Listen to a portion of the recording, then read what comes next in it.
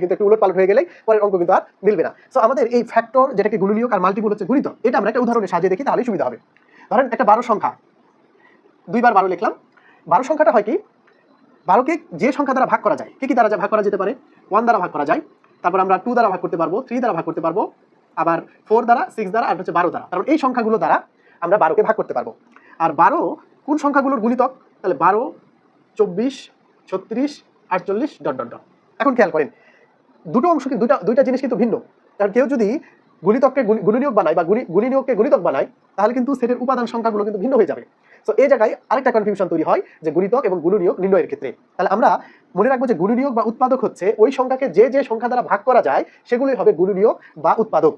তার মানে 12কে যে সংখ্যা দ্বারা ভাগ করা যায়, এখন 12 পরিবর্তে যদি আমি 36 নেই, তাহলে 36কে কোন কোন সংখ্যা দ্বারা ভাগ করা যায় কিভাবে নির্ণয় করবো? একদম ছোট থেকে শুরু করবো।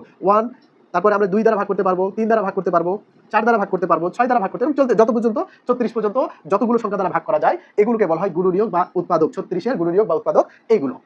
আর মাল্টিপুল বা গুণিতকটা হচ্ছে 12কে, অর্থাৎ এখানে দেখেন মাল্টিপুল, একটা সহজে মনে রাখবেন, মাল্টিপুল বা গুণিতক মানে গুণ করে করে যে সংখ্যাগুলো পাওয়া যাবে সেগুলোকে বলা হয় মাল্টিপুল বা গুণিতক। যেমন 12 এর গুণিতক কি? 12 এর গুণ করে করে দেখবো, 12 12 দুগুণে 24, 3 12 36,